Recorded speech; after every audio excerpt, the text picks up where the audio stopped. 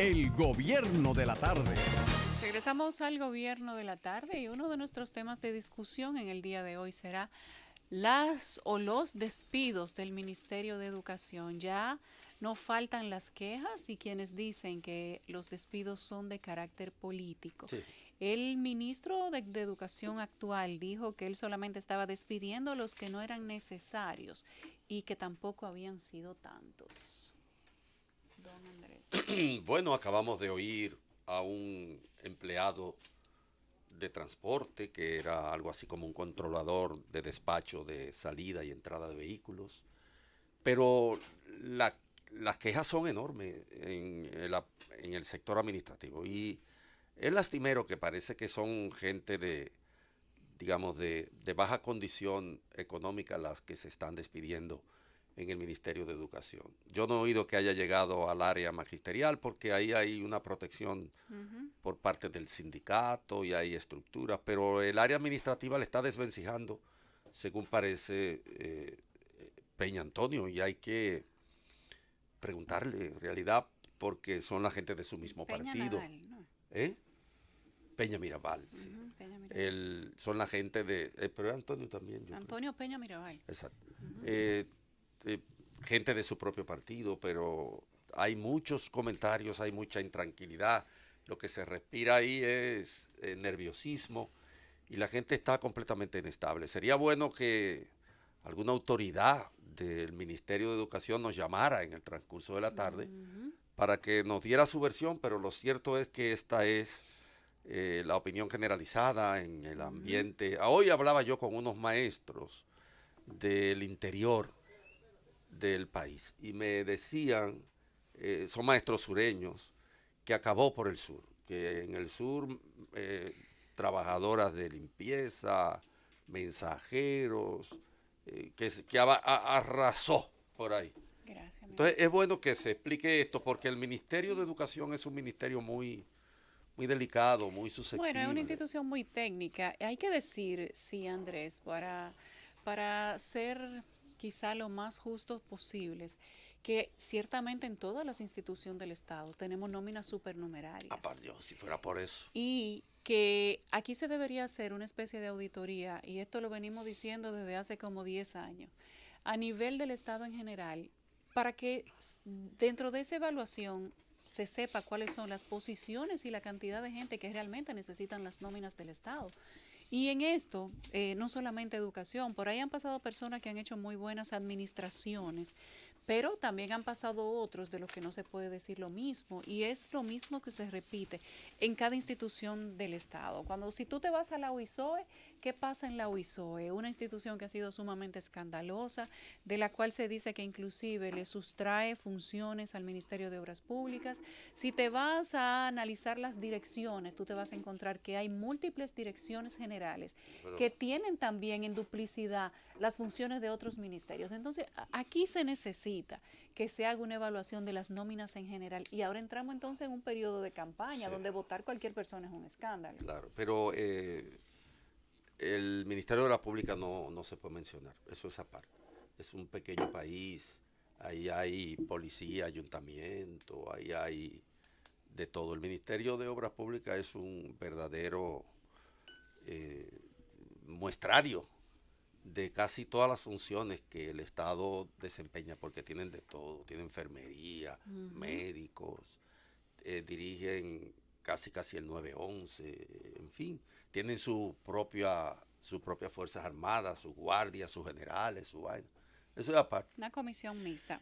Mira, con el tema de los despidos generales en el Ministerio de Educación, hay una parte que también preocupa. Todo despido genera una situación social, porque las personas dependen de su trabajo, de su empleo, para sobrevivir. Pero inclusive como política laboral es un problema, porque cuando yo despido masivamente, también genero un pasivo laboral importante.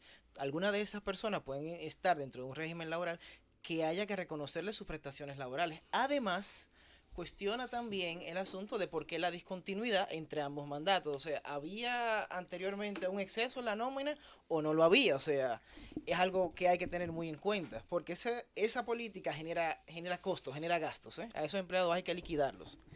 Bueno, aquí eso a veces lo liquidan, pero otras veces se hacen los chivos locos. Mira, la cosa de los puertos, a cada rato viene gente aquí solicitando sus prestaciones. Eso es común. En Santiago, el Ayuntamiento de Santiago no ha pagado un solo centavo casi a los que ha despedido, que despidió por ciento. Eso no se toma en cuenta. A veces le dan algo, dependiendo de las relaciones primarias, pero ¿qué va?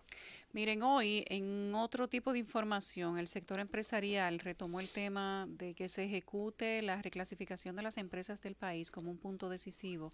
Ya sentados en la mesa el Comité Nacional de Salarios, se habló de la reclasificación de las empresas. Dicen los empresarios que si no se toma este punto decisivo, no se va a poder continuar o permitir la discusión del aumento salarial. El presidente de Copardón, Juan Alfredo de la Cruz, dijo que lo único que han solicitado es que se inicie la reclasificación y ver con muy buenos ojos y muy positivos el replanteamiento que hizo el sector gubernamental, en el cual se va a establecer comisiones para reunirse, para ir viendo esos temas cuando se junten otra vez en el mes de abril. Leí lo que él dijo textualmente, para quienes me preguntan a veces, ¿por qué dijiste eso si tú no hablas así?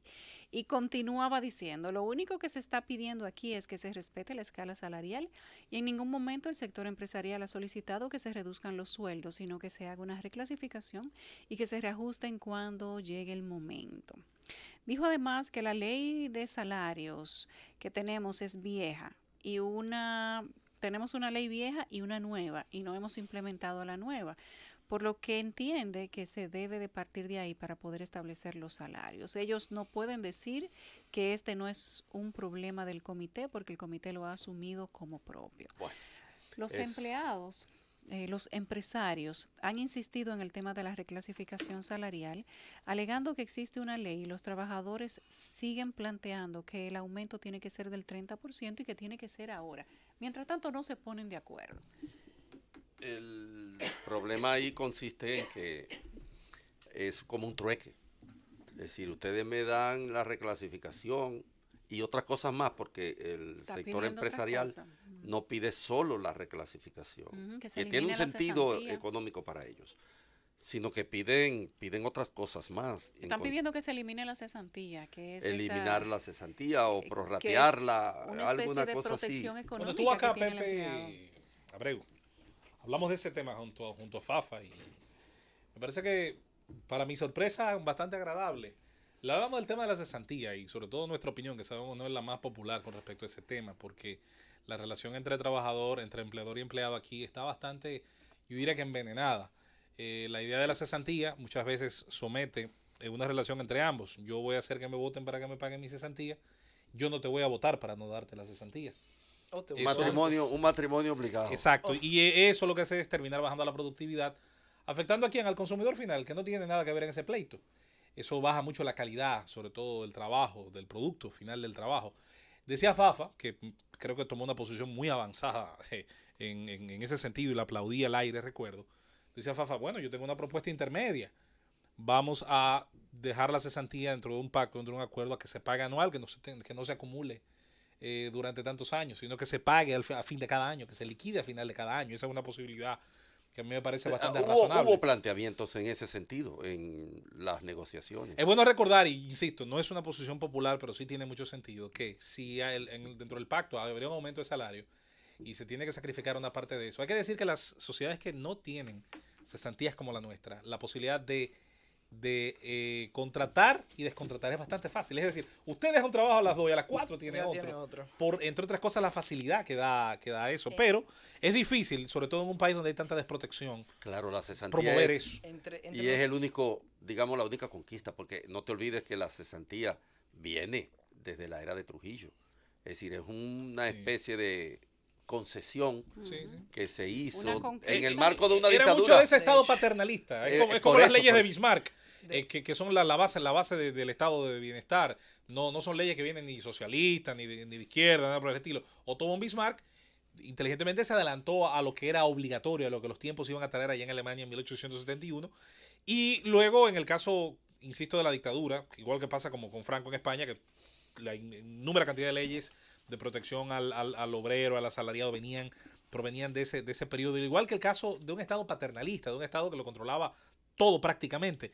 Yo creo que hay que discutirlo a profundidad y si insisto, si se lograra, sobre todo, desgravar alguna parte de la estructura de costos para que los salarios aumenten, habría que pensarlo bien. Mira, Pero Bismarck era, José Luis, Bismarck era no la expresión individual de un poder dictatorial actuando anticipadamente a lo que pueda ocurrir en el escenario de lo social y lo político de Alemania. No olvides que Bismarck venía de una Segunda Guerra Mundial y donde casi todo el estado de bienestar se había ido al carajo, de manera colectiva. Todo el estado de bienestar se había ido al fondo.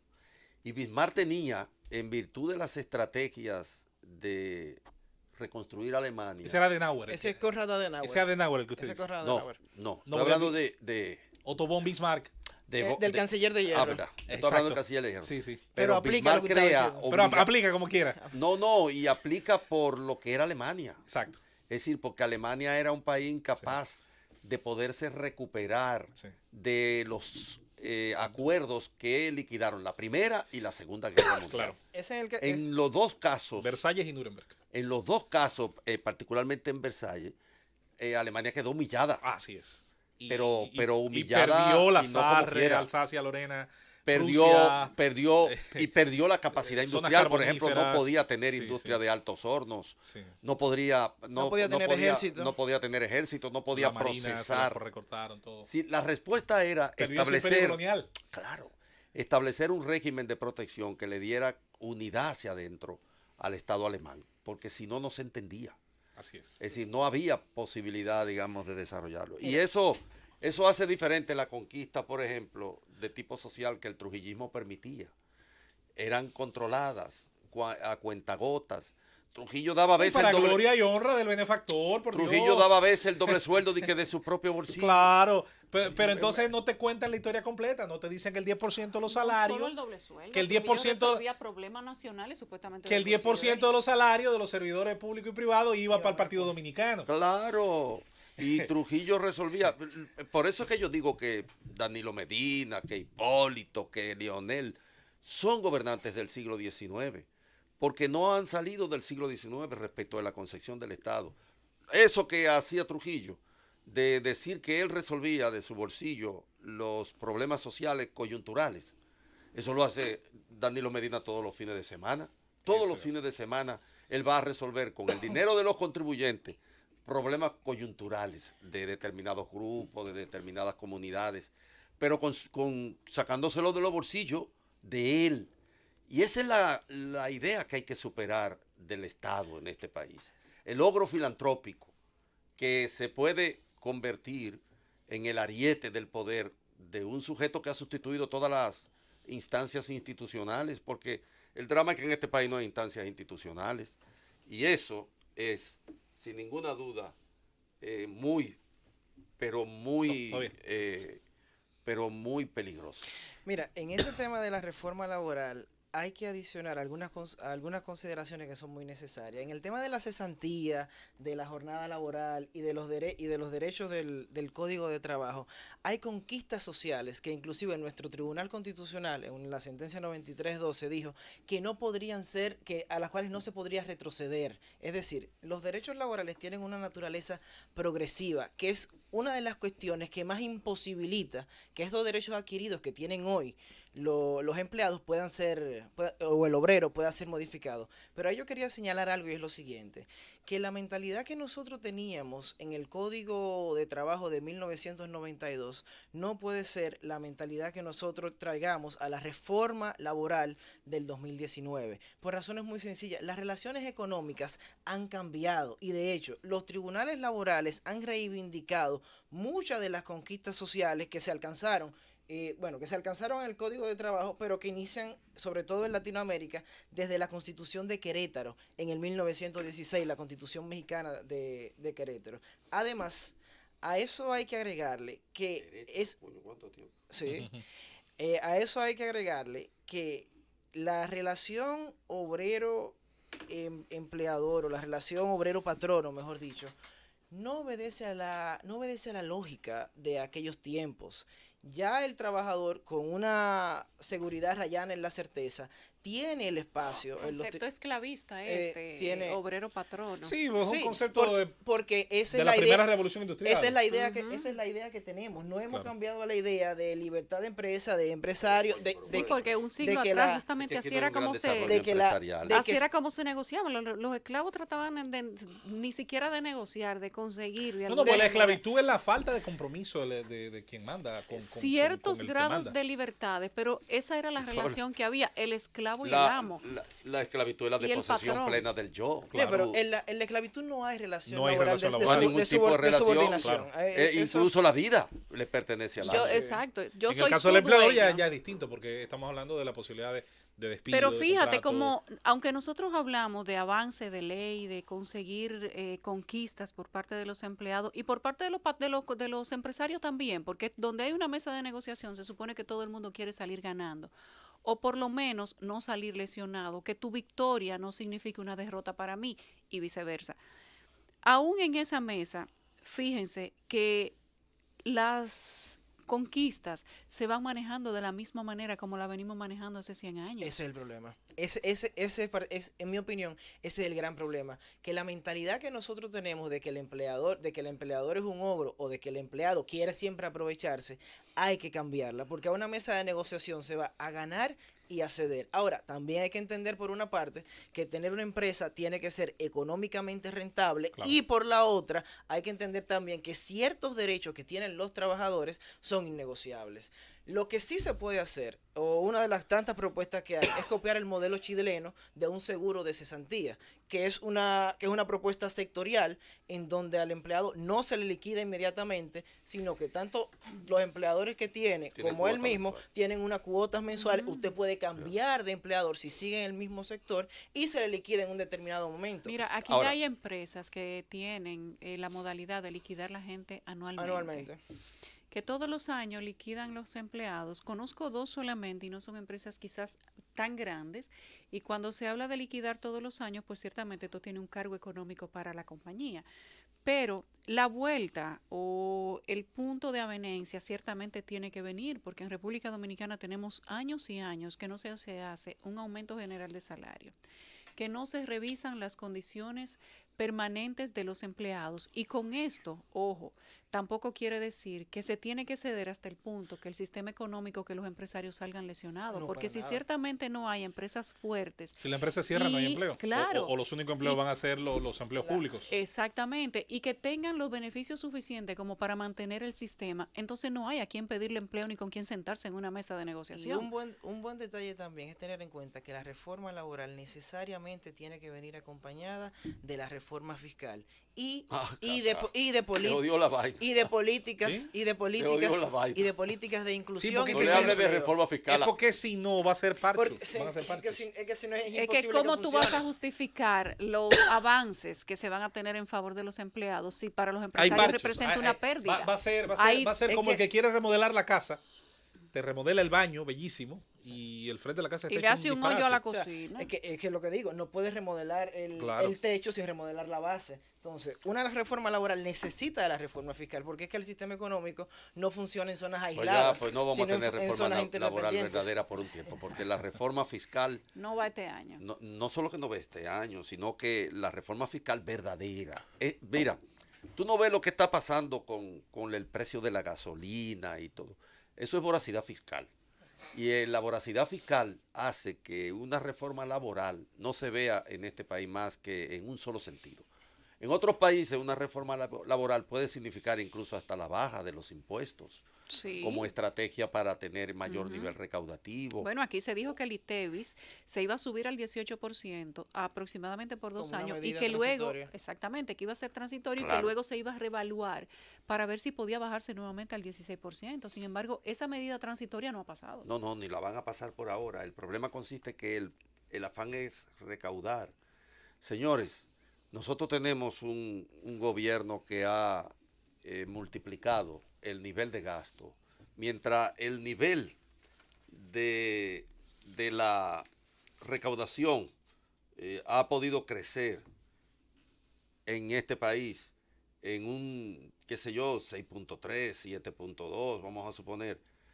el nivel de gasto llega a un 13%. Es decir, nosotros tenemos un nivel de desmesura en el gasto, de irracionalidad, el montón de instituciones. La reelección, por ejemplo, ¿cuánto cuesta la reelección en un país? ¿Cuánto le cuesta a la nación la reelección? Económica e institucionalmente. Sí, pero vamos a hablar económicamente, porque institucionalmente lo sabemos. Un daño terrible. Es un daño terrible. Es decir, ¿cuánto cuesta administrar el aparato del Estado? ¿Cuánto nos cuestan estos dirigentes políticos Bueno, lo de mismo, este gobierno y de lo que han pasado del PRD? cuando el presidente Medina entró a ser presidente, se dijo que Leonel le había dejado, o el intento de Leonel había sido de aproximadamente 1.000 millones de pesos. El gobierno de la tarde. Regresamos al gobierno de la tarde, ya son las 3:29 y parece que esta semana inicia caliente. Bueno, óigame, yo quería hacer una pregunta aquí, en voz alta, a todos, José Luis, Retórica. Eduardo, Yulisa. La directora general de Pasaporte, la nueva directora, Aura Toribio, dijo lo siguiente, a ver si a ustedes no les resulta familiar. Los dominicanos tendrán el pasaporte electrónico, uno de los más seguros del mundo. Anda, el Y diablo. yo me ¿Otra pregunto, vez? ¿por qué es que cada vez que llega un director a Pasaporte, lo primero que hace es que cambia las libretas? O dice que la libreta anterior, porque ese mismo titular, pero- lo busqué ahorita antes de entrar, lo dijo el Monchi anterior y Rodríguez. lo dijo el otro. El difunto. Pero espérate Monchi. que no hace mucho, no hace un año que Yo no Monchi Rodríguez entiendo. cambió esa Y en libreta. ese entonces se estableció que Óyeme, solamente 6 países tenían Se hizo Esa un- libreta, ¿te acuerdas? pasaporte Eso fue con electrónico un y que era un préstamo gasto internacional innecesario. de 2 Un millones de préstamo dólares. internacional de 2 millones de dólares y ahora sale esta diciendo que los dominicanos tendrán el pasaporte electrónico, uno de los más seguros del mundo. Pero y eso no era lo que creíamos que teníamos. Mira, recuerdo en aquel momento que nosotros hicimos una evaluación muy crítica a lo de Monchi, porque el anterior Lo había dicho. lo había dicho también. Es más, buscamos esa misma frase similar de los últimos 3 directores de pasaporte. Yo no entiendo, Y que le alguien me explique. preguntamos aquí al señor Monchi Rodríguez que cuál era la diferencia del pasaporte que había dejado la guava y del que había o iba a poner de nuevo él. E inclusive se lo tomó tan personal que nos mandó una carta muy explicativa y sugerente. De eso hará un año, tal vez un año y medio. Y cuando no nos hemos acostumbrado al cambio de Monchi Rodríguez, ahora dice Aura Toribio que tendremos un nuevo pasaporte. Y que es el electrónico. Ah, no, ahora el otro resulta que es de lectura mecánica, dice. Que Bueno, yo sepa, tiene... El señor Monchi Rodríguez había dicho que iba a ser el pasaporte más moderno de la época y que no íbamos a necesitar cambiarlo por varios años, no hace 2 años de eso. Yo no entiendo. Yo honestamente no entiendo qué pasa en la República Dominicana, porque ese es un librito que se repite una y otra vez. Siendo que nombren un director de pasaporte nuevo, lo primero que hace es cambiar la libreta. Uno Bueno, no sabe qué habrá ahí, Son gente moderna que quieren qué mantenerlo cosa es, pero todos los días actualizado. nos venden la misma modernidad, porque Monchi dijo que era electrónico y que era el más seguro, uno de los más seguros del mundo. Que Aunque tenía que adecuarse a los nuevos tiempos. Y cuando él lo dijo, mira, él nos mandó aquí una explicación. Ojalá y la Ana Peralta tenga esa carta por ahí, porque él explicaba técnicamente cuál iba a ser los cambios que tenía. Inclusive, recuerden que había un sistema digital nuevo en los aeropuertos norteamericanos y europeos, donde la gente tenía que hacer un proceso previo con su propio pasaporte y ese pasaporte tenía que estar actualizado a ese sistema. Y en ese momento, bueno, pues a uno le pareció justo, pero hace tan poco que yo creo que no hemos terminado de pagar el préstamo del cambio que hizo No, yo creo Monchi. que no. Y entonces, ¿cómo vamos a hacer este ahora? yo no entiendo. Que alguien me lo explique. Ojalá que la directora de pasaporte nos llamara y como aquí simplemente tratamos de decirle la cosa a la gente para que cada quien se forje su propia verdad, entonces que ella nos explique. Investigamos porque yo revisé las declaraciones de los 2 últimos directores de pasaporte y los 2 han proclamado el pasaporte más seguro y que era un pasaporte que iba a durar mucho. Ahora dice ella que vamos de un pasaporte mecánico a uno electrónico. Era lo que nos habían dicho, que el pasaporte que teníamos era electrónico, que las lecturas eran una lectura automática y que estábamos a la altura de los mejores pasaportes del mundo. Bueno, ahí está. Bueno, miren, aquí estoy buscando de las informaciones que nosotros habíamos evidenciado en ese momento.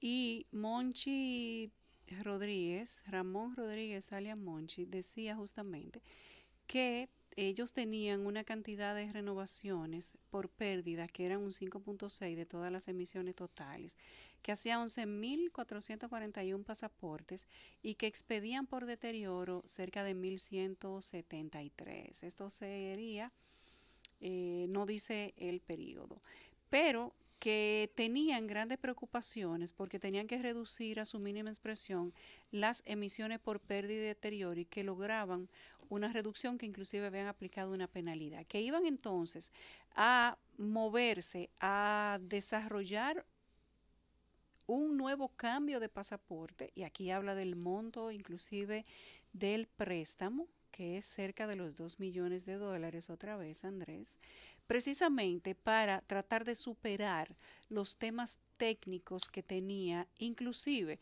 para reducir a su mínima expresión los intentos de falsificación del documento de identidad internacional. Esto fue una entrevista que dio el señor Monchi Rodríguez, te diré cuándo, 9 de julio del 2018. ¿Tú sabes lo que es eso?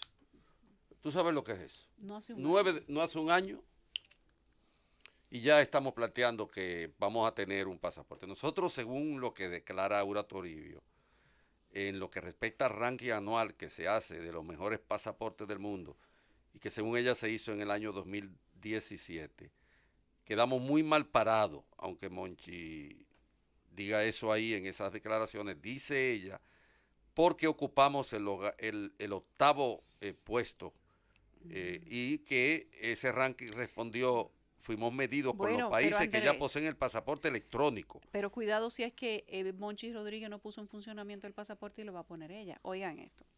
Dice aquí, esto es de finales del 2017. República Dominicana pondrá en vigencia en el 2018 el pasaporte electrónico, documento que lleva incorporado un chip de seguridad con los datos de su propietario, según anuncia Ramón Monchi Rodríguez. Este pasaporte de lectura electrónica tendrá un costo un poco mayor que el actual de lectura biométrica, para lo cual se realizará una licitación internacional.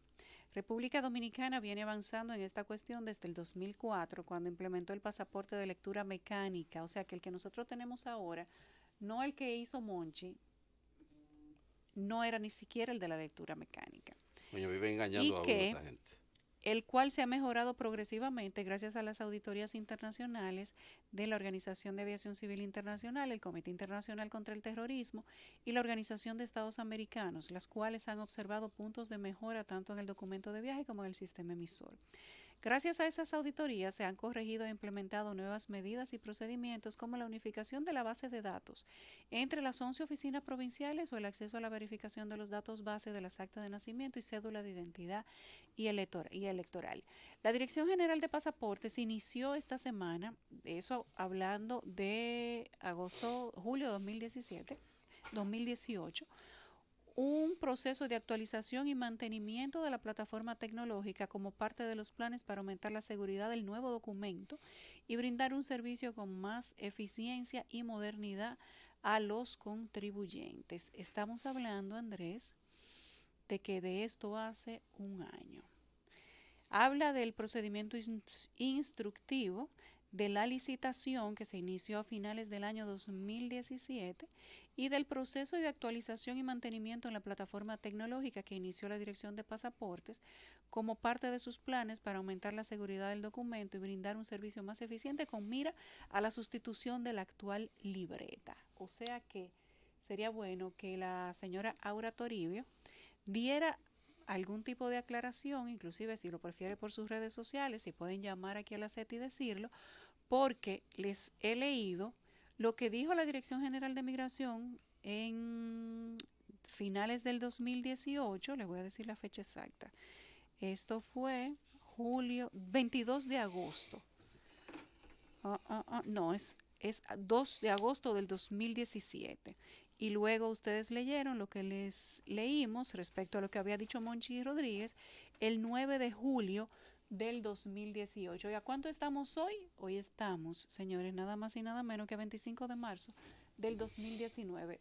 Podría ser, pienso que estemos hablando del mismo proceso, pero como Monchi Rodríguez dijo que ya se había completado el proceso, pues sería bueno que Aura Toribio lo aclare, porque estaría muy fuerte que estuviéramos hablando de 2 cambios de libreta en menos de 2 años.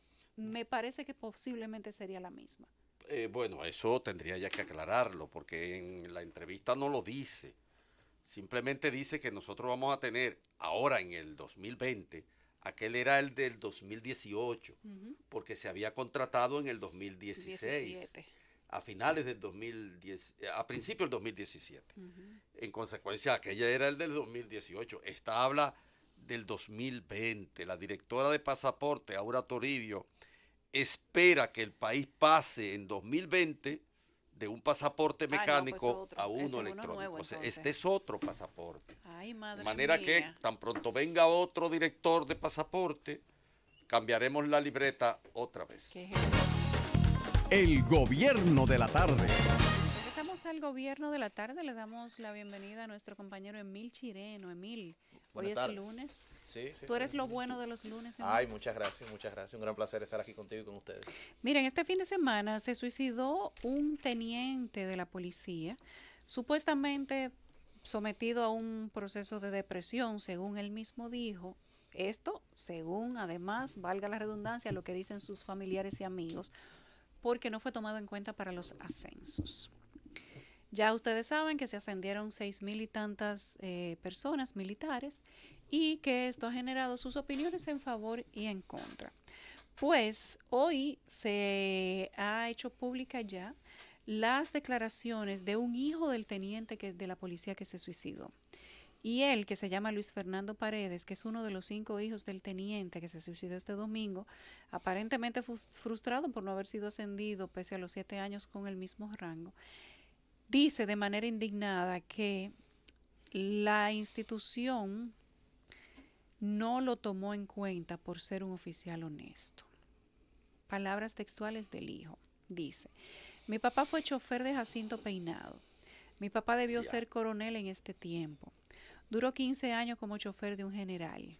Él entre llanto, y es lamentable que esta sea la situación por la que tenga que estar esa familia de un agente que sirvió 12 años a la policía. Del señor, el oficial Bernardo Alberto Paredes, de 53 años de edad, y dice el hijo que no eran 12, sino 27 años que tenía como policía.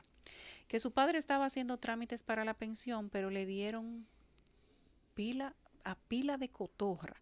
Le dijeron que lo iban a subir de rango, que estuviera tranquilo. Cotorra. Pensé que estaba hablando de Le di en cotorra, pero que nada, para que se tranquilo. Él estaba frustrado con eso, 7 años esperando que lo ascendieran, y es cada 4 años que ascienden, y mi papá con 50 y pico de años, y era un jodido teniente.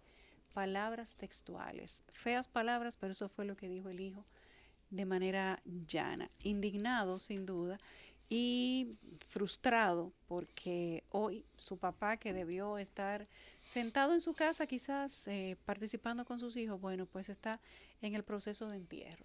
Eso está bastante triste. Ahí obvio que hay que ver si en la hoja de vida de ese señor, yo desconozco su caso y desconozco si se ha hablado algo de él, existió alguna causa formal que impidiera que se diera ese tan esperado ascenso, porque también, ¿verdad? Eso puede ser una posibilidad. Ahora, que eso ocurre el mismo día que sale lo de el ascenso de Fernandito.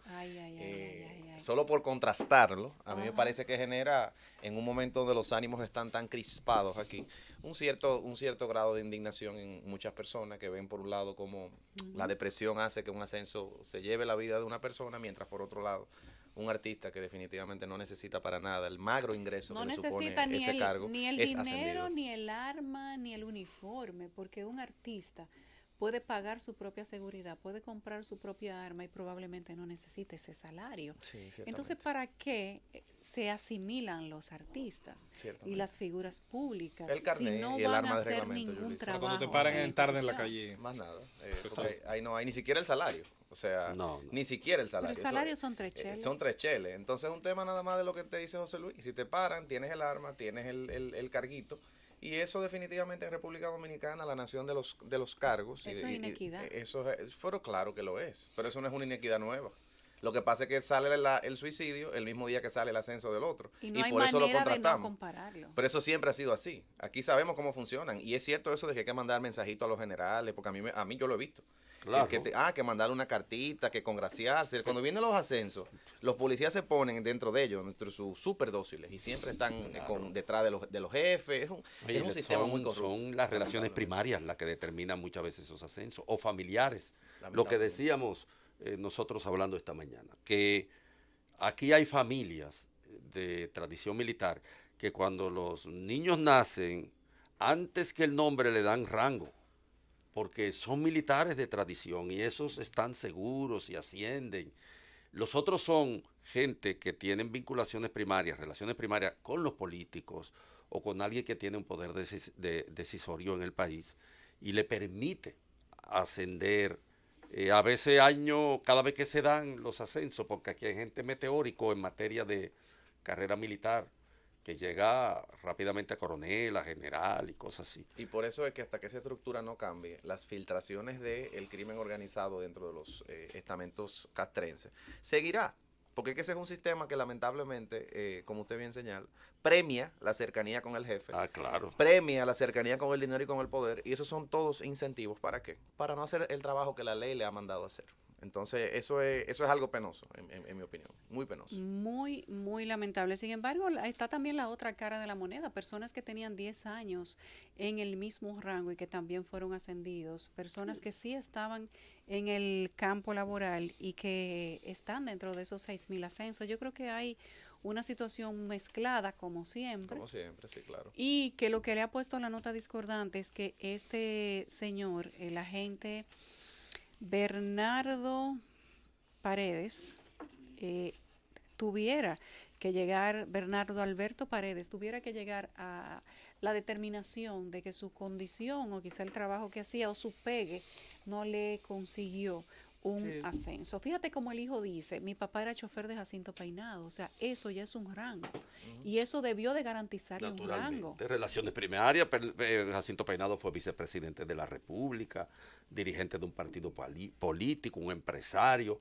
Esa relación primaria debió haberle garantizado a él un rango mayor, sin ninguna duda. Sí, no, cero meritocracia, cercanía con el poder. Eso es lo que se busca. Así es. Pero es muy, muy lamentable. Y que nosotros tengamos que ver cómo cada año, cada vez que hay ascensos de militares, se repite la misma cosa, sin duda que es algo muy lamentable. Ha habido un accidente,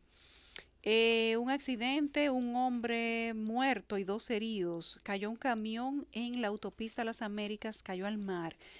Este ciudadano ha muerto, hay 2 heridos ya. Se pudo rescatar al chofer.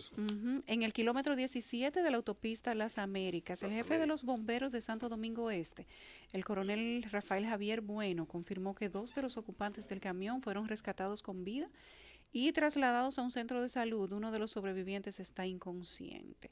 Debido a las condiciones del mar, los bomberos no han podido rescatar a la cabina del camión a fin de establecer si hay más ocupantes. Dios mío. Y hasta el momento solo se ha identificado a uno de los involucrados en el accidente como Luis Encarnación, de 41 años. El hecho ha motivado la presencia de numerosas personas en el lugar, algunos de los cuales ayudaron a rescatar los sobrevivientes. Dice José Luis que hay uno Sí, tiene una imagen acá de cuando estaban rescatando a uno. A uno. Sí. Bueno, eso es muy triste. Y siguen subiendo las estadísticas de accidentes de tránsito aquí Así en es. República Dominicana. Bueno, durante este fin de semana, 16 niños fueron hospitalizados con dengue en el Robert Rick Cabral, y nosotros en cierta forma con esta noticia retomamos un tema que la semana pasada, el jueves de la semana pasada, abordamos en conjunto, y el hecho de que nosotros vivimos en una sociedad de jornadas, en una sociedad De operativos de especiales, pero no de operativos políticas continuas. especiales, y no de políticas continuas, Y de sino prevención. de acciones aisladas o que son reactivas. Simple y llanamente son acciones reactivas. Y lo referíamos justamente porque había indicios de que toda esta situación en lo relativo al dengue se iba a ir multiplicando en las diferentes salas del Hospital Robert Rick Cabral, hay 16 pacientes ingresados con dengue. La doctora Nereida Solano habló ayer, que es la directora del centro estatal, y señaló que de esa cantidad hay uno de los 16 muy grave y que tiene en cuidados intensivos o con un cuidado especial al resto de los niños que están ingresados en ese hospital. Pero aquí está un dato que se proporciona.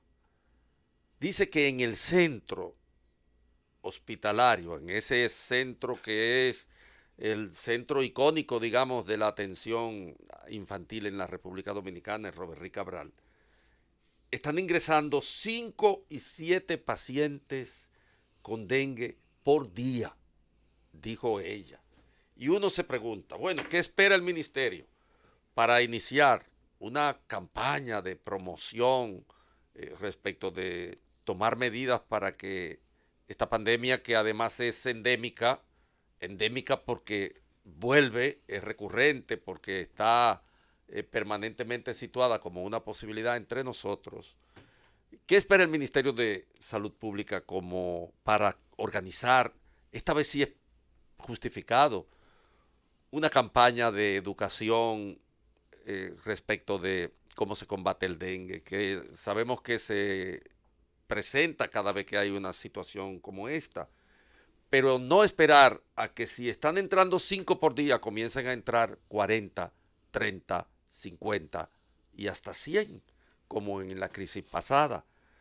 La realidad es que hay que tratar de no ser así, de ser reactivo nada más, y planificar respecto de enfermedades como el dengue, como la chikungunya, como muchas otras que son recurrentes en nuestro país, y tratar de tener programas preventivos permanentes, efectivos, porque si van a ser realmente las posibilidades, un 90, un 95% cada año de que tengamos una epidemia de dengue, entonces hay que tener mecanismos de prevención y de educación. En este caso sí que la inversión en la propaganda se justifica y que por lo tanto los que tienen la responsabilidad de enfrentar el crecimiento que ha estado experimentando el dengue, particularmente en la población infantil, pues que tomen la rienda y asuman sus responsabilidades. Sí, eso. Y no estamos hablando de algo que es ciencia nuclear, ¿eh? O sea, No, hacer un estudio de cuáles son las claro. enfermedades más prevalentes en determinado sector del país o sectores y tomar medidas al respecto. No es algo que nos estamos inventando nosotros. No, Eso se hace no. y se ha hecho siempre, especialmente en los países del trópico, donde las temperaturas hacen, que tenemos aquí el clima, tan propicio la propagación de todas las enfermedades que son transmitidas por mosquitos. Entonces eso es simplemente un tema de constantemente mantenerse vigilante y hacer un levantamiento, una planificación. Aquí hay muchísima tecnología interesante para eso. Incluso yo conocí el caso de un joven dominicano que egresado de la Pucamaima, que en su proyecto de tesis inventó un mecanismo, un algoritmo que permitía predecir dónde se podían dar brotes de dengue.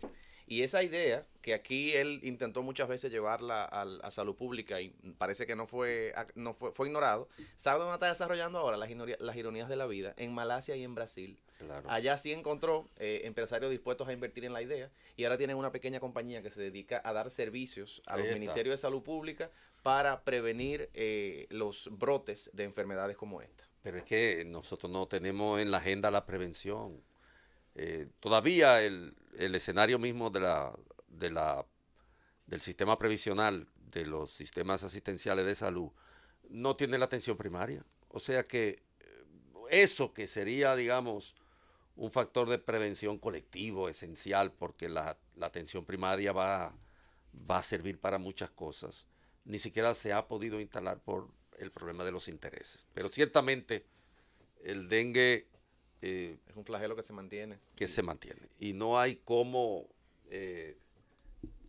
quitárselo de encima, porque son realidades que tienen que ver con el desarrollo socioeconómico del país. Es así. Mira, todas las enfermedades que van asociadas a nuestra ubicación geográfica, es decir, Claro. que van asociadas al clima que nosotros tenemos, a ese clima subtropical, tienen una política de prevención posible. Claro. Y de hecho, aquí se presentan siempre los mismos casos: dengue clásico, dengue hemorrágico, chikungunya y de hecho, inclusive los virus de la gripe que se presentan en la República Dominicana, por decir algo, son los mismos, son las mismas cepas. Hay un departamento de los Estados Unidos que dice todos los años: estas son las que van apareciendo, estas son las, estas son las, CDC se llama. exactamente las que se Estados pueden Unidos. las que se pueden producir. Entonces, es un punto muy importante en lo que ambos han resaltado, sobre todo el tema de la política preventiva. El dengue, hay que entender, se puede prevenir. Claro. Es un mosquito que aparece por el almacenamiento erróneo del agua, o por un descuido en el agua. Hay O sea, que, no, pero hay que ampliar, yo diría, el como decía espectro. Emil, no Usted se necesita cambia, un erudito. usted cambia el problema del tema de la incidencia de las enfermedades virales y demás, y se va al tema de la sequía. Es Exacto, un exacto. tema cíclico. Hay ciclos de lluvia, ciclos de agua, temporada ciclónica. Usted tiene que adelantarse a, porque de que va a ocurrir, va a ocurrir. ¿Cuándo? Bueno, eso puede variar. Balaguer tenía, ¿de qué virgen era que tenía amarrado una cuestión para que no pasaran los Balaguer. huracanes? Pero de que pasan, pasan. Entonces, al final, a usted gobierna, usted está al frente de la cosa pública, usted está al frente de un ente que es bueno recordar, no genera riqueza, usa la que todos generamos a través de nuestros impuestos y la que se sirve a través del endeudamiento, que al final la vamos a pagar los contribuyentes, para, entre otras cosas, adelantarse a ese tipo de fenómenos. Se supone que usted gobierna con los que estudian, que usted gobierna... bueno, hay un concepto muy, muy bochista. Cuando Bosch, sobre todo en los años 80 hasta el 90, hacía esas campañas viscerales y le ponía motes incómodos a los políticos que criticaba. ¿Cómo le decía Bosch a los economistas de Jorge Blanco? El escuadrón de la escuadrón de la muerte. Sí, de la muerte. Es de la muerte económica. Pero lo hacía El escuadrón de la muerte económica. no importa que haya No, gente tú quizás puedes, ahí no, honorable, que haya no cogido era la bueno cuerda. Lo hacía porque, entre otras cosas, Bosch estudiaba causa y efecto. Causa y efecto. ¿Qué decisiones se tomaban? ¿Qué efecto tenían? Y mire que pudiéramos estar ideológicamente muy distantes a algunas cosas que creía el profesor, pero él creía que la política o los políticos eran individuos que tenían que estudiar las problemáticas de la sociedad y siempre presentaba, recuerdo ese discurso del 90, donde presentaba a esos entonces jóvenes que entendía estaban capacitados para hacerle frente a las problemáticas nacionales. Una vez aparecía en televisión hablando del caso de la minera cuando se nacionalizó la minera, la Rosario Dominicana, que por cierto a los engañados por el doctor Portorreal se llama así por una empresa hondureña, Rosario Mining Company, no por el apellido de nadie, Ay, los trillones. dominicano. Y entre otras cosas, qué pena que en el camino se perdiera un poco. Quiero señalar, y esto lo hago se perdieron muchos. con mucho conocimiento de causa, que quizás una de las mejores cosas probablemente de Funglode es eso. El hecho de concitar la discusión de problemáticas locales y ver qué resulta de eso. A partir de ahí, bueno, quizás la academia completa, yo insisto que le debe a la República Dominicana, la pública y la privada, ofrecer soluciones y debatirlas con respecto a las problemáticas que hoy tenemos. Gobierno de la tarde. Regresamos al gobierno de la tarde. Como ustedes saben, tenemos una visita de una comisión bastante amplia de 36 personas del vicepremier de China más su comitiva. Y la información que publica el Ministerio de Relaciones Exteriores hoy es que trataron temas de cooperación, inversión y exportación de productos dominicanos al gigante asiático. La reunión tuvo una duración de 4 horas y media. Se realizó a puertas cerradas en el salón privado del Palacio Nacional. El canciller Miguel Vargas ha indicado que la parte más importante de la agenda del funcionario chino fue la visita al presidente Danilo Medina. Iniciamos con los comentarios de todo el equipo del gobierno de la tarde y el primero es de don Andrés L. Mateo. Muchísimas gracias.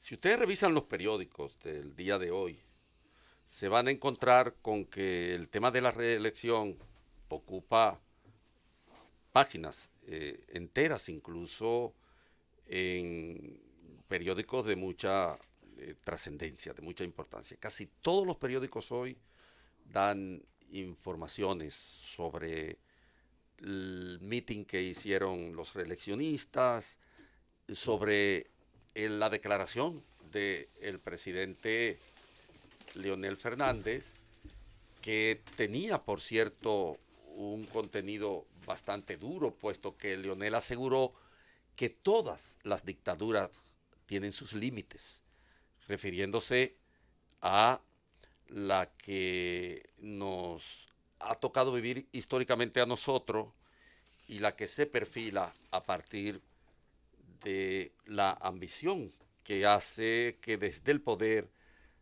se aspire una y otra vez a ser reelegido, como si quienes escalan el poder fueran insustituibles, fueran mesías, fueran dioses. Todo lo que la historia dominicana registra de una manera angustiosa. La reelección entre nosotros ha sido y es, sin ninguna duda, la continuidad de una desgracia histórica que ha destruido las posibilidades de cuajar la llamada institucionalidad y ha convertido el Estado en un botín de guerra. Quien quiera saber las angustias que se han generado en la historia dominicana a partir de los afanes del continuismo, no tiene nada más que acudir a los intelectuales del siglo XIX, de finales del siglo XIX dominicano y principios del XX. Casi el centro, el puro centro de las angustias existenciales de esos intelectuales era justamente el hecho de que no habíamos nunca cuajado una instancia institucional que tipifique las características del Estado moderno. Referida a la modernidad, en el caso de los intelectuales del siglo XIX, a lo que se concebía como el Estado de la prefiguración del siglo XX. Y hoy lo mismo lo hemos nosotros reiterado una y otra vez. Parece casi la misma salmodia, la misma jeremía, el mismo lamento, puesto que si algo es muy concreto en la historia política y social de este país es la desinstitucionalización. Por eso, nosotros hemos hablado mucho de la reelección en este programa. Y quizás es para demostrar el objetivo esencial que generalmente constituye el fundamento de las justificaciones reeleccionistas en la historia dominicana. Bueno, porque si fuera por la reelección, si fuera las variables del desarrollo económico, las posibilidades de la redistribución de la riqueza, la capacidad de generar una sociedad mucho más justa, mucho más humana, con mayores posibilidades de empleo y de desarrollo individual y colectivo, si la reelección hubiera sido el motivo, la fuerza que impulsa estos factores, pues sin ninguna duda, de los 174 años de vida republicana que nosotros tenemos, esa constante de la reelección, por lo tanto, nos hubiera proporcionado lo que se proclama como idealidad dentro de las estrategias para hacer legítima la corrupción, la reelección, que es no es lo mismo, es casi lo mismo. Rima mucho. Que es el hecho de que si nosotros hubiéramos tenido la posibilidad de que el resultado fuera lo que los panegiristas de la reelección dicen, entonces este fuera el mejor país del mundo, el país de mayor desarrollo. Porque de 174 años de vida republicana, nosotros no tenemos verdadera democracia en este país, nada más que un interregno sumamente restringido. La reelección ha sido una constante, pero en nuestra particular historia dominicana, su resultado ha sido el deterioro de las instituciones, la legitimación de la Constitución y la prolongación indefinida, totalmente indefinida en el tiempo y en el espacio, del caudillismo y de la deformación de la concepción patrimonial del Estado. Nosotros estamos ahora ante una situación similar. Danilo Medina, como candidato, criticó la constante histórica de la reelección, la llamó perjudicial para la convivencia, dijo que la dificultad de la reelección era que propagaba, que infectaba de corrupción todo el estamento social. Danilo Medina atacó sin piedad a los corruptos, hasta el punto que hizo una comparación ya clásica. Comparó la reelección con ese acto desagradable, con ese acto difícil de concebir la reelección como el acto de comerse un tiburón podrido. El gran problema, entonces, es preguntarnos, ¿por qué nosotros deberíamos reelegir a Danilo Medina? ¿Qué ha hecho realmente Danilo Medina para que aspire a reelegirse, a pesar de que juró por Dios que no lo haría, y pese a lo repulsivo que es el acto de comerse un tiburón de nuevo, un tiburón podrido de nuevo? Nosotros lo que podríamos señalar es una serie de documentos y de datos concretos a partir de los cuales Danilo Medina no debería ser reelecto en este país. En la República Dominicana, entre el año 2005 y el 2007, la economía creció un promedio de 7.3.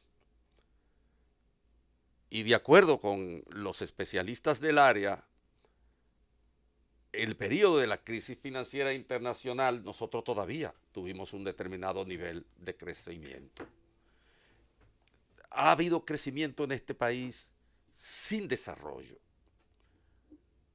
Y ese crecimiento es, en realidad, la demostración más palpable de que los gobernantes dominicanos se han inclinado mayoritariamente por quienes poseen el capital, por quienes manejan la riqueza, porque ese crecimiento no se ha reflejado, no se ha vertido, no se ha derramado sobre la sociedad. En estos 7 años, el presidente Danilo Medina ha tomado el 39% de toda la deuda pública del Estado dominicano. Y estas son cifras oficiales que se pueden expurgar de los documentos que publica oficialmente el Banco Central. En la actualidad, el monto de la deuda pública está en 44,000 millones de dólares, o un poco más, dependiendo de los economistas que usted consulte.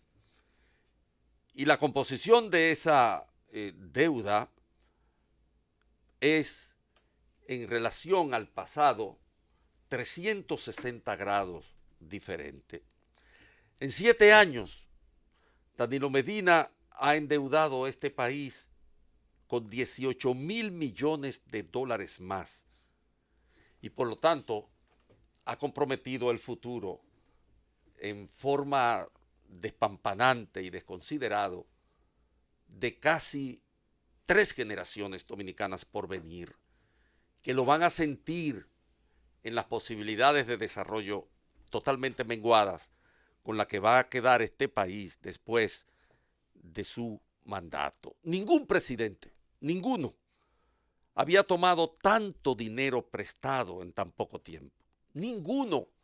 Usted puede buscar, incluyendo las hipérboles de Lili y sus famosas papeletas, usted puede buscar una enorme cantidad de recursos históricos para poderlo comparar, y se va a dar cuenta que ningún presidente ha endeudado tanto al país como Danilo Medina, como también ningún ejecutivo de la nación había flagelado, descuartizado tanto el aparato institucional como Danilo Medina, el actual incumbente.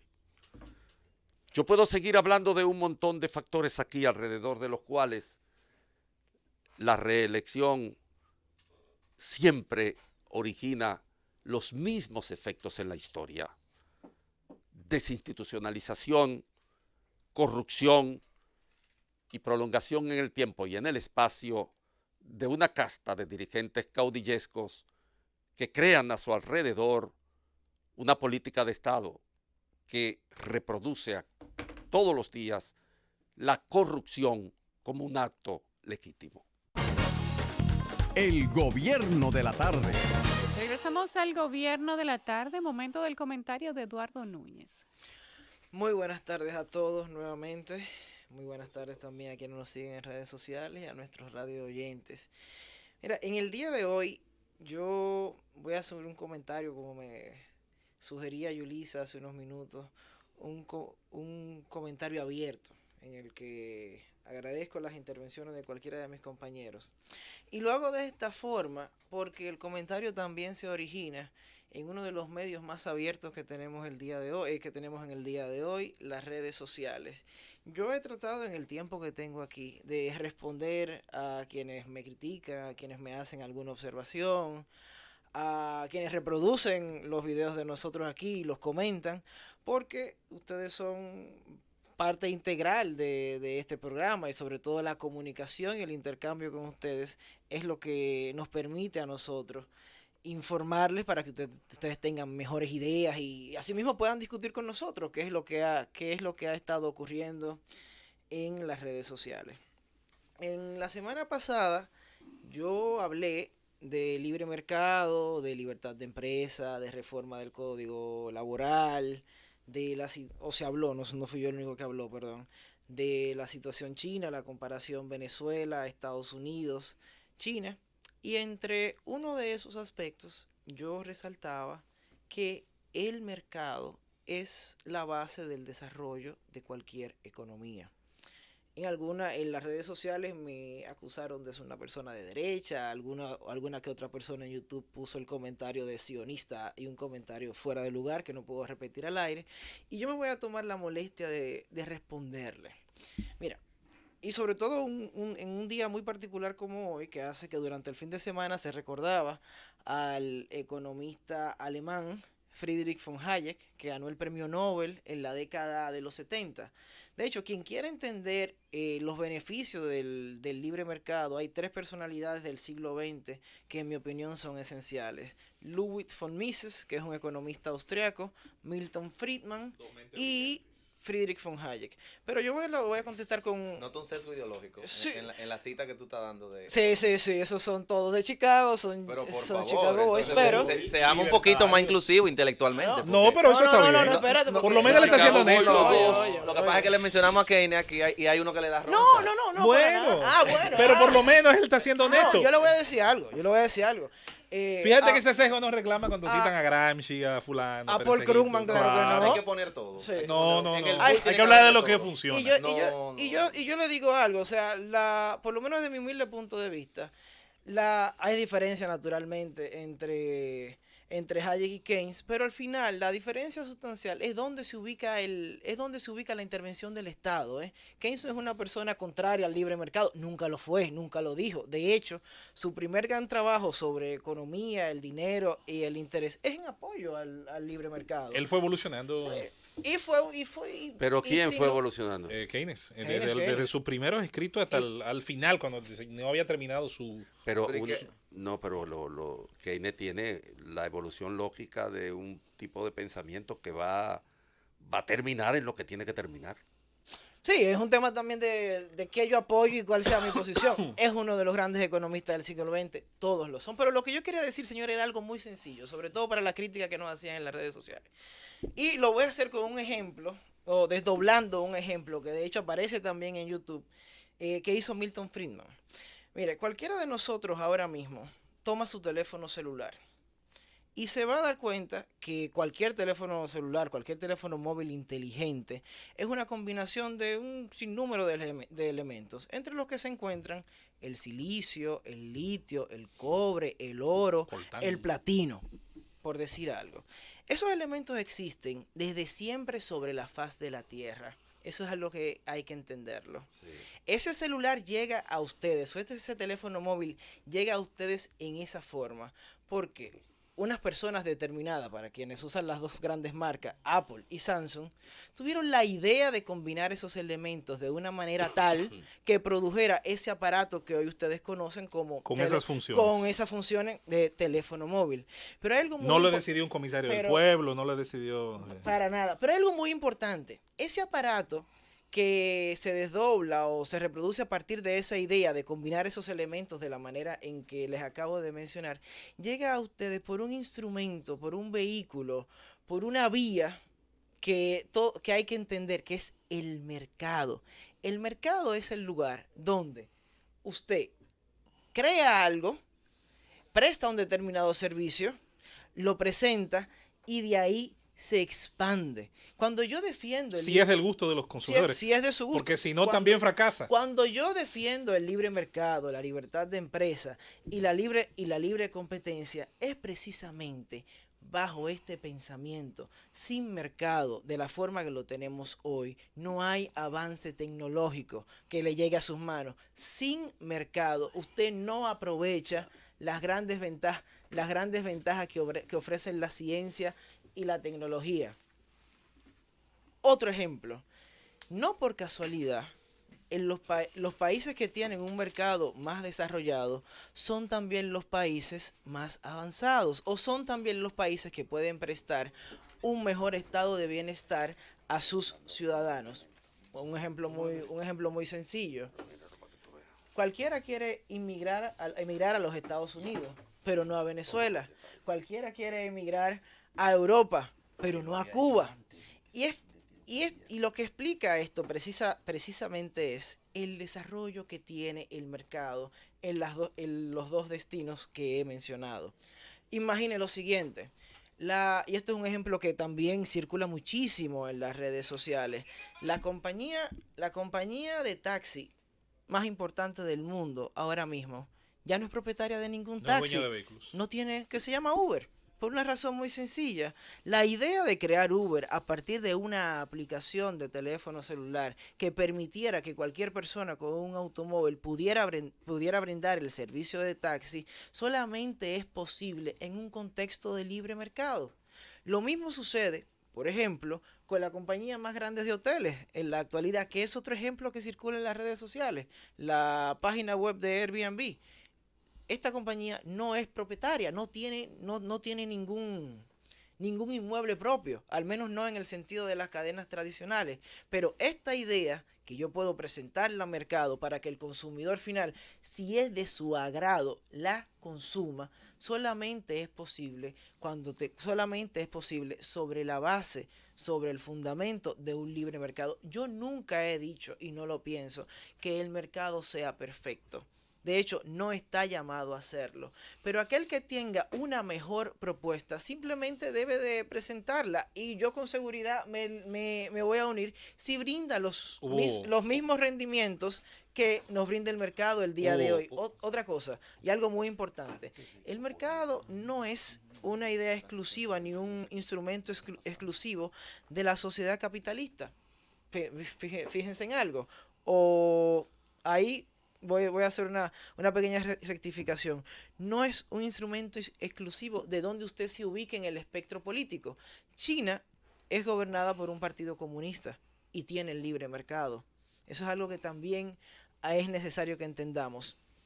Pero en adición a todo eso, lo que permite que cada año usted, por ejemplo, si es de su placer, si le gusta y tiene las posibilidades, pueda comprar ese teléfono celular del cual yo le hablaba al principio, y que este teléfono celular vaya cada año prestando o ofreciendo nuevas prestaciones, es precisamente porque estas personas que lo crean, porque estas personas que innovan, porque estas personas que lo producen han encontrado ese espacio donde colocarlo para beneficio de usted, para mejorarle su vida. Hace 20 años o hace 25 años era imposible nosotros pensar que en un mismo aparato tendríamos televisión, radio, redes sociales, computadora y la larga cantidad de prestaciones que hoy nos ofrecen nuestros teléfonos, que llegan a ustedes, a mí y a cualquiera, porque se encuentra en ese mercado que le permite que a aquellas personas que lo producen, ofrecérselo a usted para que usted lo consuma y llegue a sus manos. El gobierno de la tarde. Regresamos al gobierno de la tarde. Hay un nuevo apagón que afecta a parte de Caracas y varios estados de Venezuela. La historia de nunca acabar. Y eso se registró hoy lunes, el segundo apagón del mes que ha obligado a las autoridades a suspender hasta los servicios del metro. Continuamos con los comentarios y es momento del comentario de Emil Chireno. Bueno, buenas tardes a todo el público oyente y a los amigos compañeros acá.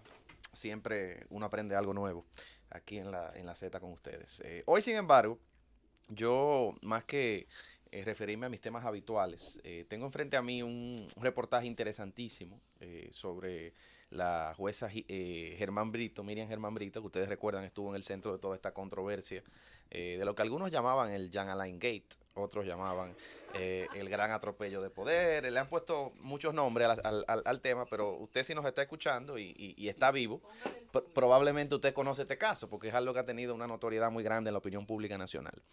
Naturalmente, luego de que se ventilaran las acusaciones, entre comillas, anónimas, cierro comillas, que fueron presentadas contra la magistrada, se dio todo un proceso de debate nacional sobre, primero, cómo la actuación del procurador vulneraba el reglamento del Consejo Nacional de la Magistratura, un debate que ya dentro de los juristas queda claro. Otro debate posterior que se sigue dando ahora es sobre la posibilidad o no de recusar a un miembro del Consejo Nacional de la Magistratura. Hay todo un debate porque el reglamento del Consejo realmente no tiene ninguna disposición que prevea que ocurran este tipo de situaciones. Claro, ya en términos políticos, ese es un debate algo estéril porque el procurador decidió inhibirse, como ustedes saben, en esas no muy bien aceptadas disculpas que presentó públicamente. Ahora, el tema que motiva mi comentario hoy es más bien el hecho de que las acusaciones que fueron ventiladas en ese proceso de entrevista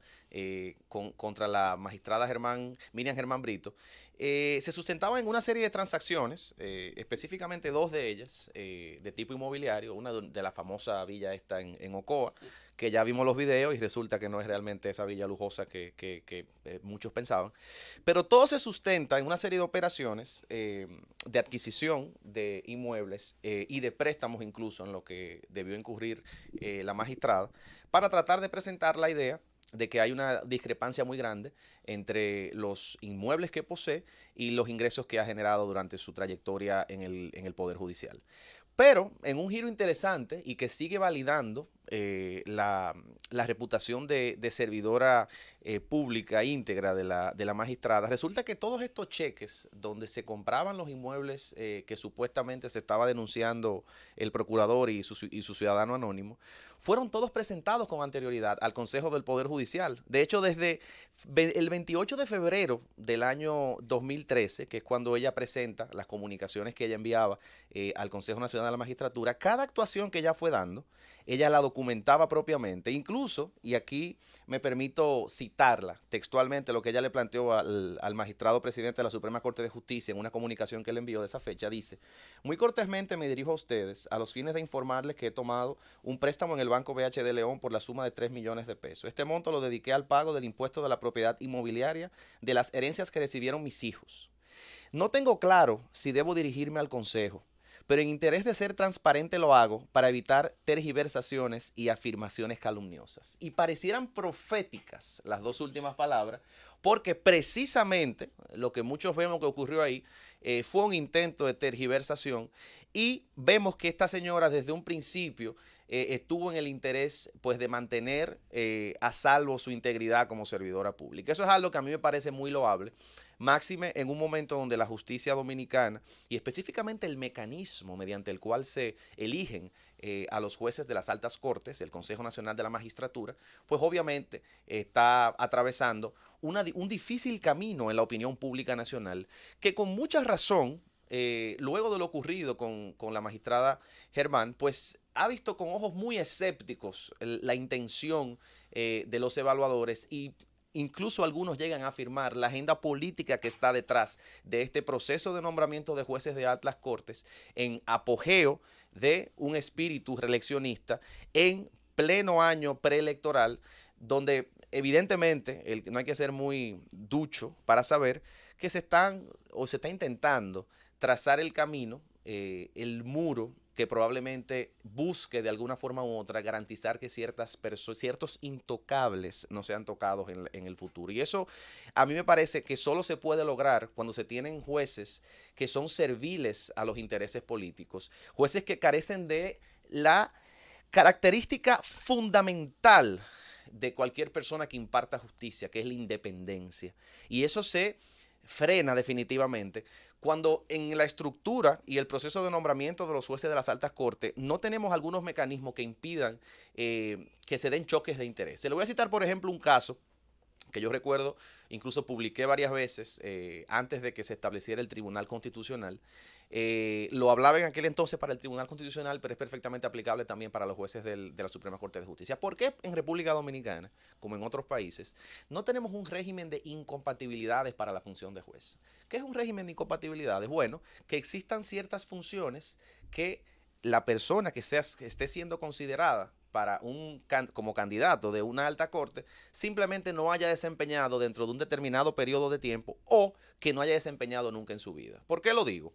Lo digo porque a pesar del respeto intelectual que me merece el colega Luis Henry Molina, que es actualmente el director del Indotel, llama la atención que en varios medios se dice que su nombre encabeza la lista de las candidaturas. ¿Y por qué creen ustedes que el ex viceministro de la presidencia, persona con conocida cercanía al actual presidente de la República, es la señalada dentro de todas las reseñas periodísticas que se hacen como uno de los favoritos, entre comillas, para la Suprema Corte de Justicia? Bueno, porque tiene una cercanía muy evidente con el presidente de turno. Y no solo eso, está desempeñando una función actualmente, como las anteriores que ha desempeñado, que son por designación del propio Poder Ejecutivo, que en teoría él estará llamado a fiscalizar de una forma u otra si es que llega a ser juez de la Suprema Corte de Justicia. Entonces, tiene que haber una pared que divida un poquito la función de ser juez de una alta corte con las funciones que se hayan desempeñado previamente. Y lo propio pasa incluso, y es algo que dio su controversia en aquel momento, con el Tribunal Constitucional.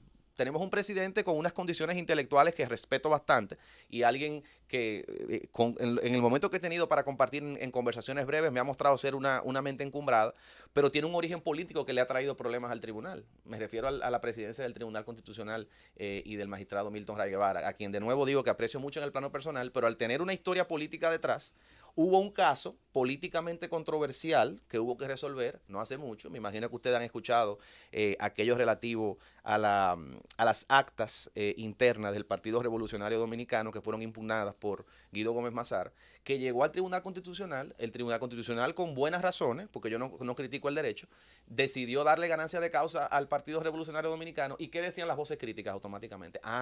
Lo que pasa es que fulano viene de esa estructura y tiene relación con sutano, y ahí ¿quién sufre? No sufre solamente el presidente del tribunal, sufre la credibilidad que tiene ante los ojos de la sociedad un tribunal que está llamado a resolver problemas políticos. Entonces, yo creo que hay que trazar una línea bastante clara que separe la función de juez, la función de un actor llamado a dirimir conflictos políticamente controversiales y conflictos que pueden definitivamente galvanizar la opinión pública.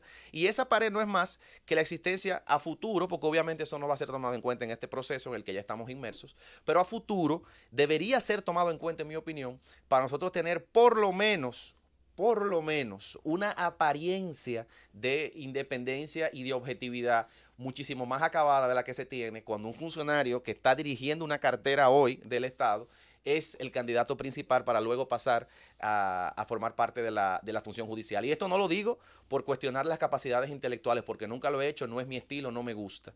Sin embargo, como ciudadano preocupado por el futuro de la República Dominicana, como ciudadano preocupado por la independencia de una justicia y como ciudadano convencido, absolutamente convencido, que si por algún lugar empiezan los cambios necesarios para tener un país diferente, es por la existencia de un régimen de consecuencias. Y un régimen de consecuencias no puede existir si no hay operadores jurídicos que tengan la independencia suficiente para que las consecuencias tan necesarias a los abusos de poder, a las violaciones de la ley, a la corrupción que muchas veces permea nuestras instituciones, no son aplicadas por operadores jurídicos verdaderamente independientes. Así que yo espero que en el futuro de este proceso de designación de jueces, esta lección, este Jean Alain Gate sirva para que tengamos un poquito de memoria histórica, tomemos algunas medidas correctivas y esperemos, porque solo nos queda eso, esperar tener mucho más confianza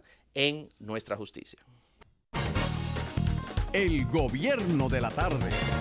Regresamos al gobierno de la tarde, momento de los comentarios del equipo y escuchamos ahora el de José Luis Mendoza. El equipo, me acuerda, Dionis Fernández. por supuesto, Dionis y el equipo. Mucho que se ha hablado de música en estos días y mucho que se ha hablado después del tema de los premios, que por cierto le hemos dedicado un par de horas en el gobierno de la tarde de 5 a 7. Y quería incluso comenzar refiriéndome a ese debate, muy estéril por cierto, en la forma que se ha manejado en las redes sociales, y donde muchos no saben cómo enfocarlo. Si criticar de por sí a una expresión musical y a quienes están al frente de ella, sus intérpretes, o si entender que muchos de estos jóvenes, donde se critican claramente las formas a veces en las que expresan las cosas, son nada más y nada menos que los mensajeros de sus propias experiencias, de las experiencias que viven jóvenes como ellos en los barrios, en los sectores de los cuales se reproducen y salen. La sociedad dominicana no puede pensar que va a reproducir un modelo cultural sueco ni neozelandés con la realidad que producen nuestros barrios, que es auténticamente dominicana. Y por eso la música popular, ya que se discutió tanto esta semana, incluso llegó a la cuenta de nuestra señora vicepresidenta de la República, la excelentísima vicepresidenta de la República, que tuvo palabras para uno de los jóvenes precisamente más destacados en ese rubro, esencialmente el Alfa, de quien debo decir no me gusta ninguna canción, para que no vayan a confundir una cosa con la otra, pero voy a defender todo el derecho que él tiene a producir lo que él llama su música, su arte, su propuesta. Al final, ¿quién la va a consumir? Bueno, el que quiera. La gente que habla de los menores de edad y de el hecho de estar expuestos a una carga importante, sobre todo de sexualidad y de un lenguaje que claramente guarda una relación con lo que yo le llamo la validación cultural del narcotráfico, la validación cultural de la figura del capo, la validación cultural del consumo también, sobre todo el consumo de la marihuana, que ha sido generalmente el más prolífico en cuanto a su justificación en las letras de la música. Yo debo recordar a quienes suelen hablar en defensa de los niños, que suele ser el sofisma más barato, que cuando yo decidí tener un hijo, porque fue así, decidí tenerlo, yo asumí el compromiso de criarlo y de formarlo. Yo voy a impedir que mi hijo escuche lo que no debe, imposible. Él va a estar en horas que yo no estoy presente, expuesto a otras influencias. Ahora, yo debo ir generando en él un criterio que empieza por lo más simple. Eso es bueno, eso es malo, eso se debe, eso no. Eso puede herir a una persona, ofenderla. Ten cuidado con decir eso no está bien. Y generar a través del particular mecanismo de castigos y de recompensas una idea clara de cuáles son las cosas que yo entiendo son más positivas. Ese es mi deber como padre. Hay una discusión, insisto, que ha tomado diversos ramales, que ha generado toda una especie de debate en las redes sociales, incluso ha sacado, yo diría, lo peor que tenemos los dominicanos a la hora de discutir, que es el argumento descalificador personal, para decirlo en español. Ad hominem, porque si lo digo en latín, la gente... El ataque es ad hominem. el que nos escucha, Emil, bueno, pues no lo va a comprender, pero la descalificación a través del insulto, del denuesto personal, como no puedo hacerlo argumentalmente, pues ha tomado de raíz ese debate. Qué buen momento, entiendo, qué buen momento tras lo ocurrido en las más importantes premiaciones de su carácter, para discutir el modelo cultural que estamos creando. Y un modelo cultural que no solamente produce una música que genera un debate, sino que produce una serie de comportamientos que en la práctica son los que han eternizado el comportamiento típico promedio que tiene el dominicano ante la ley, ante la norma. Lo que llamó siempre de manera muy, muy acertada el doctor Dunker en su larga participación en la programación de la Z, la cultura del tigueraje. De hecho, la plasmó en un libro extraordinario como análisis de la sociedad dominicana. La idea de que esperar su turno, la idea de que hacer la fila, la idea de que respetar el carril ajeno, es para los pendejos. Y hacer todo lo contrario es para el macho alfa o la hembra alfa, que puede obviamente O el alfa. pasar, o el alfa, que puede pasar por los controles sin ninguna consecuencia. Al final, este constructo, esta construcción cultural de arriba abajo, porque también hay una especie también de autoengaño, hay quien cree que ese tipo de enseñanzas solamente proviene de los niveles socioeconómicos, de los estratos más bajos, más humildes, cuando ha sido más bien lo contrario. Esas clases lo han aprendido mirando hacia arriba, han aprendido viendo a sus políticos, a su clase dirigencial, tener un blindaje de impunidad ante las consecuencias de sus actos. Han aprendido de ellos que no importa lo que pase, usted se sale con la suya, que los expresidentes no se tocan, que la idea de perseguir los hechos de corrupción implica romper una especie de omertá, una especie de pacto, de acuerdo entre quienes han gobernado nuestro país, y que por lo tanto cada quien respeta el pasado de los otros para que no vayan a investigar el suyo. Y en ese sentido hay un aprendizaje de arriba hacia abajo, desde las élites más encumbradas a las bases más necesitadas, de cómo se progresa, y esencialmente de cómo se progresa en materia económica, no espiritual, no ética, no moral. Nuestra música, y sobre todo la que proviene de jóvenes que a través del rap, el hip hop, el trap, el dembow y otros ritmos que llamamos ritmos urbanos, han encontrado un nivel de expresión que les permite tener rentabilidad económica, porque todo esto, y vuelvo a basarme un poquito en lo que comentaba Eduardo, a quien comparto muchos de sus argumentos, los jóvenes han decidido también buscar esa vía, no necesariamente porque sea la única con la que pueden colindar. Ha sido también la búsqueda de la salida de la pobreza, como ya se ha demostrado, de hecho, en muchos de los casos de esos intérpretes, que se han convertido en sus propios paradigmas de éxito en sus sectores. Tú sabes que con eso del paradigma quiero apoyar y concurrir con lo que estás diciendo. Yo vi un poquito el debate que se le dio al tema este con el soberano del Alfa, y vi también la respuesta horrible que recibió Maricela Álvarez por su comentario. Sí, eso fue una cosa impresionante. No, hubo de todo. Pero fuera de eso, porque las redes lamentablemente, como decía Humberto Eco, permiten que cualquier argumento, un estúpido y pero Eco nada más se fue al lado malo, ese es el problema. Bueno, pero Humberto Eco tiene razón en eso.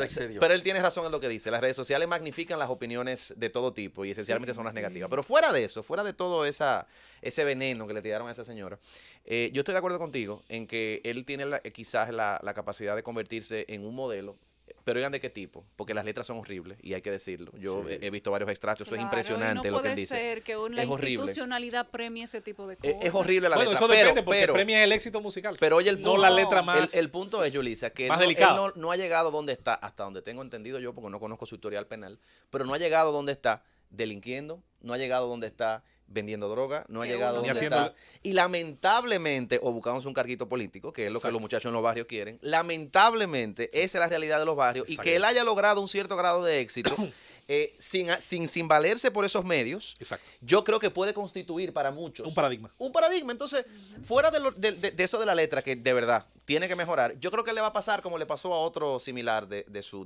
grupo, el Mozart La Para, que lo firmó ahora la hace un tiempo Rock Nation. Sí. Ajá, Rock Nation. Pero él se ha moderado bastante. Sí.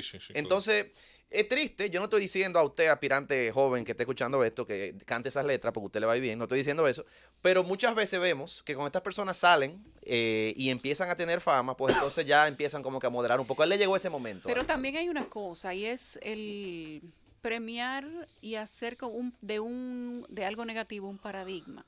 Si aquí se premiara lo que tiene mejor apoyo a los valores, tal vez nosotros no tendríamos que quejarnos ahora porque se le da Pero olvídate del premio, se pega eso que tiene más apoyo a los valores. Es decir, ¿qué artista, y ahora que fue premiada? Pero es que viene siendo como el pleito de qué fue primero, la gallina o el huevo, porque ¿qué vamos a hacer? ¿Apostar a eso porque es lo que se pega? No, yo no apuesto, yo lo que te analizo que él está ahí porque lo consumen. O sea, vamos a decir que eso es exitoso porque es lo que a la gente le gusta. Por eso es exitoso. Tú tienes que levantarte a las 5 de la mañana, yo me levanto a las 4:30 todos los días a trabajar y tal vez no es lo que me gusta, pero hay que hacerlo. ¿Y qué le estamos enseñando a nuestros jóvenes? Que no importa si ellos lesionan, si ellos invierten los valores, si ellos le enseñan a otras generaciones lo incorrecto, si eso le funciona, que lo hagan. Pues entonces dediquémonos todo a vender droga porque eso es malo, pero funciona. Yo estoy de acuerdo contigo, Yulisa. El problema es que el discurso de los, entre comillas, valores que se supone que se tienen que promover, es algo que lamentablemente la modernidad, la tecnología ha hecho imposible para el Estado real y efectivamente protegerlo. ¿A qué me refiero? Óyeme, aquí sancionan una persona porque dice una mala palabra en una emisora, pero no sancionan un artista que dice 70 cosas por encima de eso y que lo pegan en las Las emisoras. sanciones o sea, como pero, esas son casi censura pero previa. por favor. No, es que no. No, Es que yo no quiero ver al No se Estado parece. diciéndome que No, que yo es debo que escuchar. o que no. Es que precisamente no se Ahí yo estoy de parece. acuerdo contigo Claro. en eso, porque Es la que libertad de Es que expresión al no final, se parece. insisto, es bien delicada. la función que yo tengo con mis hijos no la va a sustituir el Estado. Pero no Ninguna estamos agencia validándolo. estatal. Yo no estoy validándolo. No, Lo que dice jamás. es una barbaridad. Para mí es terrible que ese tipo de Y cosas por aquí eso se tú no lo estén escuchas. premiando. Y por eso tú Y es terrible en que tu el libertad capi- individual, no lo oigo. tú lo rechazas y Pero no es le vas a enseñar a tus terrible. hijos que eso es bueno. No, Pero tú sabes que Ahora, el capital pero esa es tu económico responsabilidad. lo reconozca, porque una cosa es que la gente lo escuche. A Y título mucha. personal, está bien que lo oigas si te gusta y si tú te identificas No, con no, eso. son muchos. Porque cada quien va a donde se siente que corresponde. Es la cosa. Pero que el capital económico y que lo que se supone que son los que hacen los reconocimientos y lo dan y le dicen a la gente que es, digamos que espectacularmente correcto, sean lo que lo premien, yo creo que eso no está bien. Bueno, Porque yo- ahí es diferente. yo Ahí nos insisto. están diciendo de manera indirecta yo insisto, que eso él gana corresponde al gana éxito. premio porque es popular, no es popular porque gana premio. Sí, pero el que sea popular solamente no es un cheque en blanco. No, yo lo asumo que no. Ahora, insistimos, la sociedad que hemos creado no es para que le guste Beethoven. Ahora te voy a decir algo. Te voy a Óyeme, decir algo. Si tú insisto, no le das opciones al ser niño en el barrio, narcotraficante Exactamente. popular. tú tampoco Sí, pero puedes eso está esperar prohibido por que la le elija ley. otra cosa. Porque también tenemos un tema de un sistema de educación Claro, débil totalmente. y de pocas opciones Claro. culturales. En los barrios eso es lo que se escucha. Obviamente. Es que estamos en falta como sociedad. Pero ven acá, pero yo. Entonces no pretendamos pero pagarla Omega con- no es un líder. Sí, Exactamente. pero hay una cosa, De una masas, falta de no se masas. cubre con Omega es otra. un líder. Exactamente. Y Omega ni Está mal, eso está canta, mal. ni Pero- baila, ni toca música. Para mí Sí, lo que hace es que pero, muje. pero las letras de Omega no se comparan con las del Alfa, señores, espérense. Sí, ¿Cuál letra? Las faltas de Omega son otras. Ah, bueno. Ahora, una falta no se puede sustituir por otra, ni se puede validar por Ahora, otra. yo ¿Y qué insisto. tú hubieses Porque hecho? ¿No ¿qué darle el premio? sociedad es esta? ¿Qué tú hubieses hecho? ¿No darle el premio? No, yo no se lo habría dado. ¿Y con qué argumento tú? Porque las letras son feas. Porque ¿cuál es el parámetro que utilizan para dar esos premios? Yo no sé. Popularidad. Nada que sea popular. Bueno, pues lamentablemente. Sí, es popularidad. Sí. De eso se trata. Y insisto, hemos formado una sociedad que es el perfecto caldo de cultivo para eso. Sí. Ahí está. Ahorita hablaba Emil de la combinación tropical de humedad y calor que genera las enfermedades estacionarias. Aplique eso ahora a lo cultural. No, ¿Para no. qué Y clima tú usted ha sabes- generado? Tú sabes qué es lo de que cumplimiento pasa. de las normas, de la ley, Eso. del discurso de los valores. No, Eso entonces es. nos vamos a Que sorprender del aquí- resultado. Eso es lo que pasa, que nosotros hemos creado una estructura de éxito y de movilidad social que atiende necesariamente no a lo que le conviene a la mayoría. Hemos tirado sino agua a y lo que tierra y me nos sorprendemos conviene a porque nos mí. sale un lodo. individualismo. Que Entonces, aquí el extremo. sistema de consecuencia no se le aplica a ninguno de los que están encima. Entonces, ¿por qué el de abajo tiene que sentirse mal cuando dice o hace algo incorrecto? yo te tomo ese discurso. ¿Por Entonces, qué entonces pagarla con estamos- un intérprete cuando probablemente el problema va más allá que eso? Por En los eso te 90 esto se digo, discutió en Estados Unidos. Por eso cuando, comencé diciendo que estamos mal como sociedad. cuando la guerra, De la rap, famosa, de la East famosa West guerra Coast. rap de la costa este y Y oeste, oeste, sí. y debo decir que en mi caso, por un tema de crecer y en TV, la seguí muy de cerca, como joven que le gustaba la música, sobre todo el hip hop. Y mira, hay letras de Notorious y de Tupac Shakur que básicamente Que eran cuentan inescuchables. historias del bajo mundo. No son bastante escuchables realmente, pero cuentan historias del bajo mundo. Y se discutía sobre ese tema de la promoción de la violencia. Los dos, por cierto, murieron violentamente con 6 meses de diferencia. Sí. Ahora, la pregunta es, ¿son un producto de o son la causa de? No, son un producto de, claramente. Claro. Y que quede claro que en sociedades muy avanzadas se consume entretenimiento violento, morboso. Y el caso japonés yo siempre lo pongo, En el lo mundo pongo como entero. ejemplo. Pero hay algo distinto. Ahora, el hay modelo algo distinto. de educación y formación Eso, el sistema educativo sabe es diferente. diferenciar una cosa de la otra. El problema de nosotros es ese, que no hay muchas opciones. Entonces uno se queja porque eso es lo que se consume, pero lamentablemente eso es lo que hay. Y es la realidad, no hay muchas opciones. Yo quiero que alguien me enseñe a mí alguna escuela de música estatal en algún barrio. donde Las se- cerraron donde se todas esté las promo- escuelas provinciales. Yo no conozco ninguna. Las escuelas provinciales de música que existían, donde le enseñaban la retreta esencialmente, donde se aprendían a tocar los instrumentos que conforman una banda y de ahí, por cierto, mucha gente aprendió música a partir de esas escuelas. ¿Qué ha ocurrido con ellas? Los municipios dejaron hace rato de encargarse de esos aspectos. Pasaron a otra vida. Entonces, no nos quejemos de lo que estamos produciendo, porque ese ha sido el modelo cultural que hemos validado. Así, indirectamente, muchos no nos parece que sea el ideal. El gobierno de la tarde.